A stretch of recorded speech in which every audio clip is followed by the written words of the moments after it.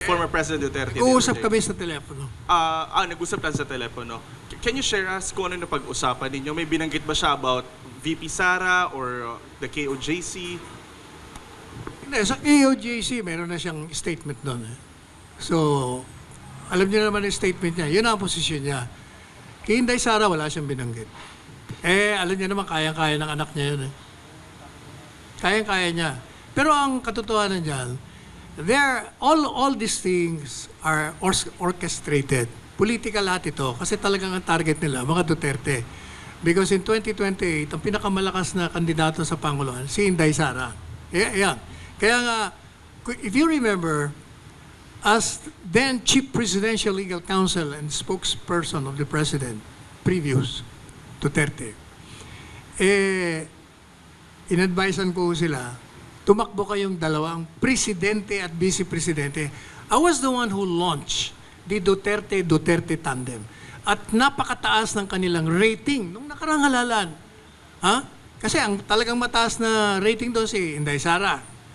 Pero for personal reasons, bumaba siya. Alam ko ang dahilan, pero siyempre in confidence yun. But nag-slide siya at nag-alyansa with the Marcoses. In fairness to Bongbong Marcos, ayaw niya naman maging presidente. Ang gusto lang niya, busy. Kaya lang nga, since wala nang tatakbo, ayun. And the reason why, magagalit sa akin yung grupo ng Marcos, pero ang katotohanan, kaya nanalo siya. 5 ang kandidato sa Panguluhan. Lacson, Lenny, Isko, Pacquiao, and Bongbong. Yun ang 4 na binanggat ko, maliban kay Bongbong Marcos, tinitira si Duterte. Di ba? Lahat sila tumira kay Duterte.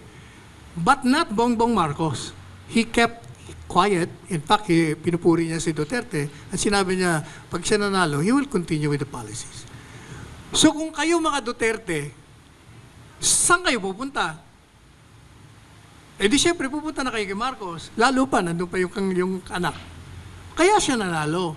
Pero kung itong 4 na ito, hindi bumanat kay Duterte, ang maganda ang laban nila, equal ang laban nila, kasi pipili ang tao. Ngayon, since umalis si Inday, at nag-ambisyon naman itong si Martin, una tinanggal niya si Arroyo, siyempre nag-react naman yung kaalyado, umalis siya. That started the whole hulabaloo about this. Tinarget nila si Inday, kaya pumasok na dyan, after targeting Inday ng confidential funds, binanata na si Digong. After Digong, pinasok na si Pastor Kibuloy. Kaya yan ang senaryo. Kailangan talaga kasi gibain nila ito habang maaga pa. Otherwise, may problema talaga sila. Can you share us kung ano na lang yung napag-usapan po ninyo ni President? Kung ano na yung pag-usapan ninyo sa telepono? Well, ang pinag-usapan namin, yung sabi ko, papatawag ka daw. Although, sabi ko, hindi naman obligado kasi sinabi nila na, if you want, you can come or not. Pupunta ka ba? Sabi niya, paano naman ako pupunta roon? Yung congressional meeting, hindi naman tunay na hearing yan. They violate your rights. You cannot even speak. If you speak, they will stop you from speaking. Useless yan. Hindi ako a-attend. Sabi niya.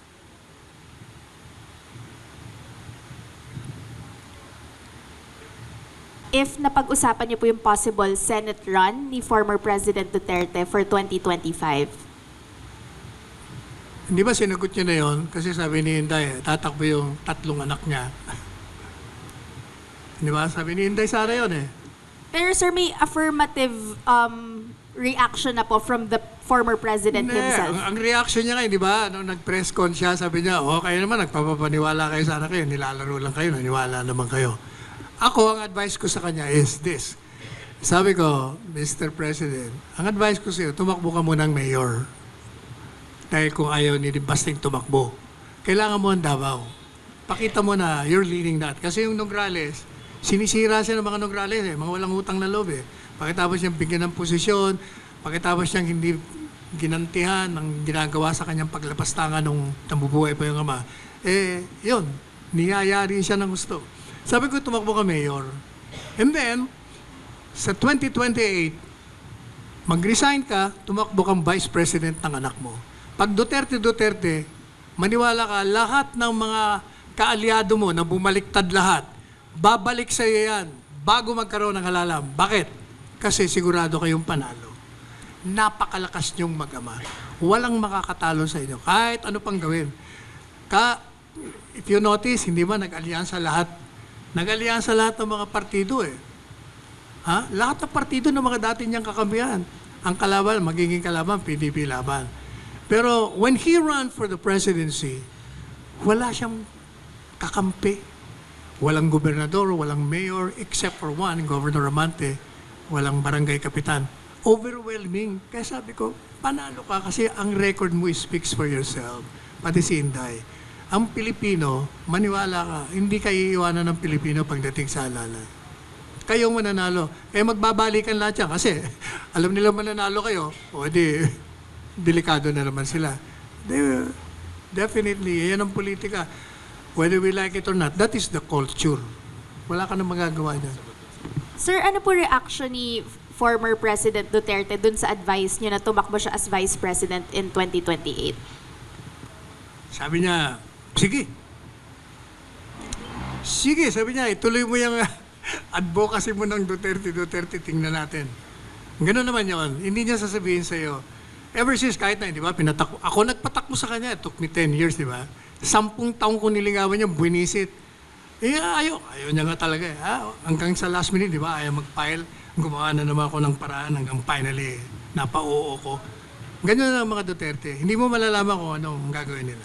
Sir, accurate to say at least na the former president is at least considering. Accurate yun, sir. Fair to say that one? Hindi. Not considering. He is open to any possibility. Tandaan nyo, nagsalita siya. Ako gusto ko na magretiro, pero napipwersa akong lumabas eh. Dahil sa nangyayari sa bansa. O yun ang sagot ko sa tanong mo. Pero ako, kung ako tatanungin, talagang dapat tumakbo sila. Yan lang ang magiging solusyon sa lahat ng problema ngayon.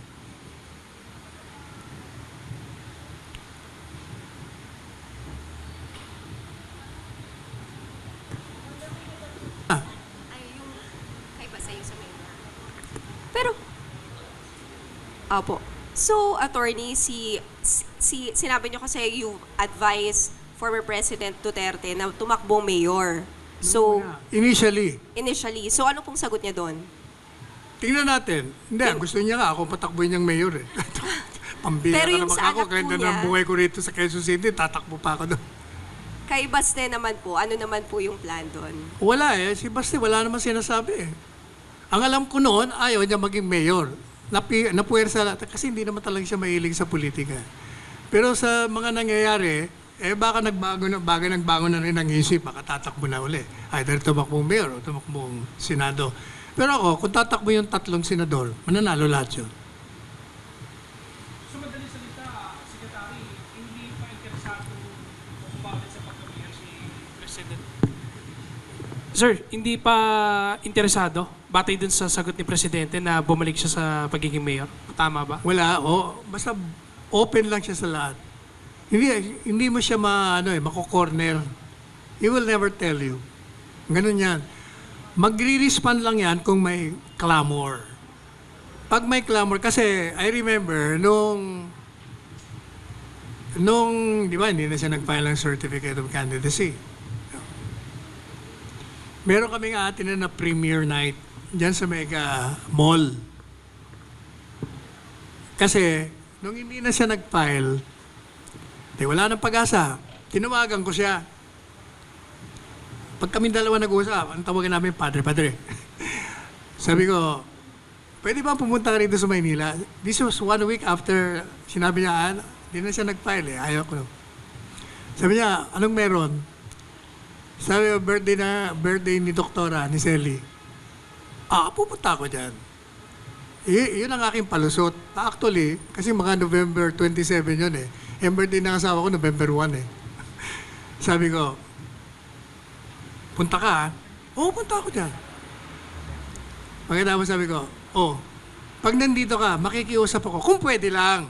pwede ba kausapin mo yung mga, may imbitan ako mga bilyonaryo kong kaibigan.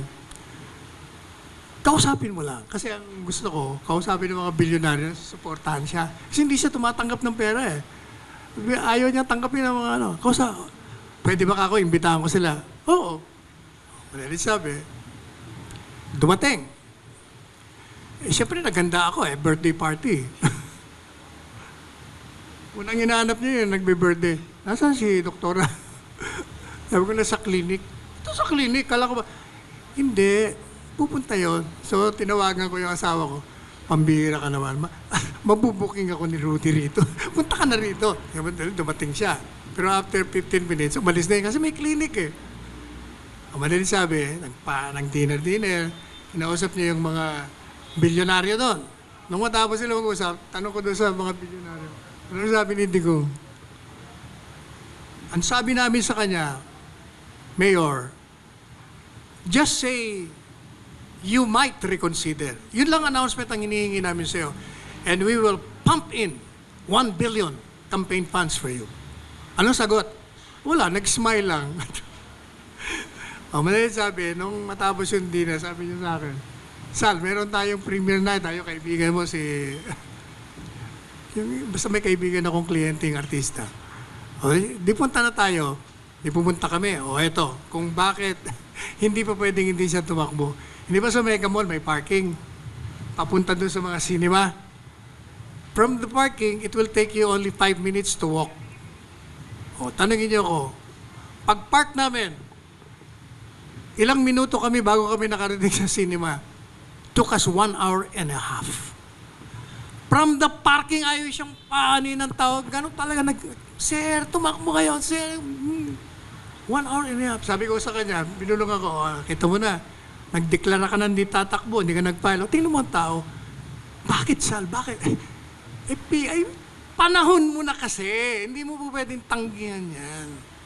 Maniwala ako. After 1 hour and a half, nanood na kami. Nagutom kami. Alis na tayo, paalam tayo. Ganon din. Paglabas na, another 1 hour bago kami nakaalis sa Mega Mall. Ganon katindi talaga ang tao eh. Kasi nga, kakaiba siya eh. Ang masa sa kanya, ang feeling nila, parang sila. Diba? Nagmumura. Prangka. Tsaka wala siya kasing bagahe. Wala siyang wala siyang agenda.